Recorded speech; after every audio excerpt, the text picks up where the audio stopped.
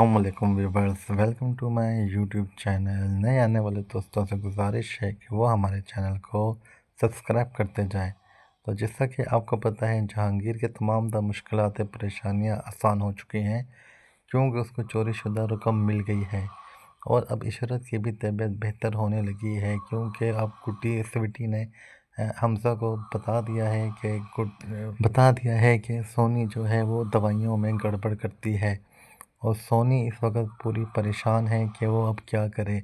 उसके हाथ से रकम भी जा चुकी है और वो पूरी तरह परेशान है कि वो आफाक को क्या बताएगी कि रकम किस तरह से गायब हो गई।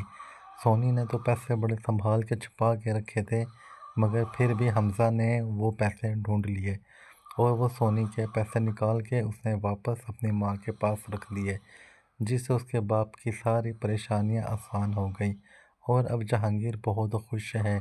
दूसरी तरफ आप देखेंगे कि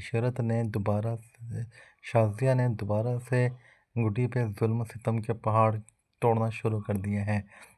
पहले वो उससे घर पे काम नहीं करवाती थी, अब वो सारा दिन उससे घर में काम करवाती रहती है। आप देखेंगे कि इस शाजिया अगली किस्त में फिर स्वीटी को ढूंढने जाएगी और जैसे ही वो गुड्डी के कमरे में एंटर होगी, दोबारा ऑटोमेटिक दरवाज़ा बंद हो जाएगा। उधर फातिमा अपने बेटे जुगनू से पूछेगी कि भाई तुम्हें तो गुड्डी पसंद आ चुकी है, मुझे लग रहा है तुम्हें उससे प्यार होता जा रहा है।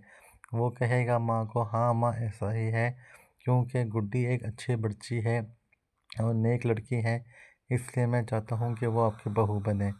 और वो इस बात को लेके शाज़िया के पास जाएगी कि हम चाहते हैं कि गुड्डी और जुगनू का रिश्ता करवा दिया जाए, जिस पे शाज़िया बोलेगी कि मैं गुड्डी को जीते जी नहीं मार सकती और न तुम ऐसा ख्याल अपने जहन से निकाल दो, और मैं उसे आज के बाद तुम्हारे घर में ट्यूशन पढ़ने भी नहीं भेजूंगी।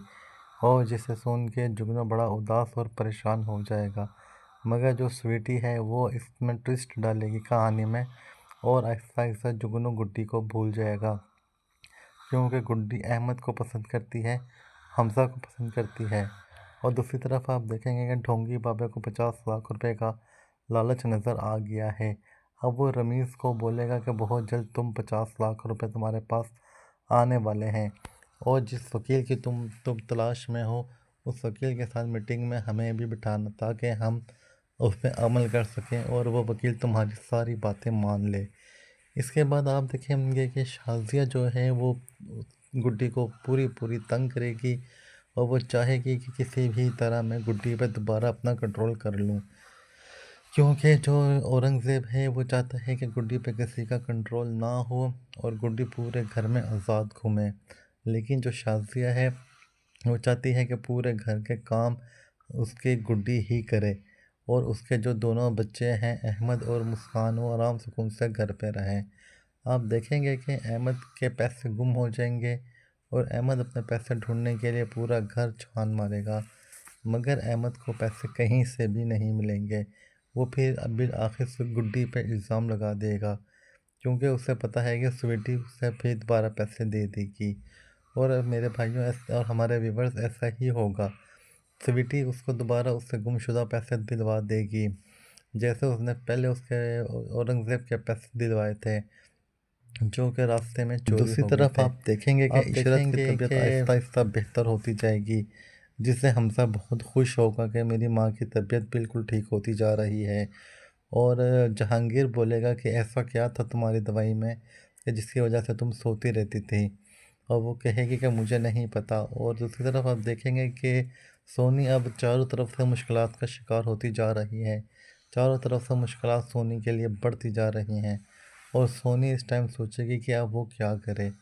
और दूसरी तरफ आप देखेंगे कि औरंगज़ेब पूरी कोशिश करेगा वकील से मिलने की, मगर रमीज़ एक लालची और घटिया इंसान है। रमीज़ ऐसा नहीं होने देगा। रमीज़ ने उसे कह दिया हुआ है कि तुम मुझे 50 लाख रुपए दे दो और मैं खुद जाके वकील को दे आऊँगा ताकि तुम्हें ना जाना पड़े। तो इनके दरमियान ये बातें हो रही होंगी, तो इतने में जाली और ढोंगी पीर बाबा सामने आ जाएगा और वो बोलेगा कि अगर तुम जब भी वकील के पास जाओगे तो मैं तुम्हारे साथ जाऊंगा, ताकि हमारे दरूद और दम और पढ़ाइयों से वकील तुम्हें किसी भी तरह का इनकार नहीं कर पाएगा। और साथ साथ जो भी रकम तुम्हें मिलेगी उसमें से 10 लाख रुपए तुमने मुझे और 10 लाख रुपए तुमने नासिर को देने हैं।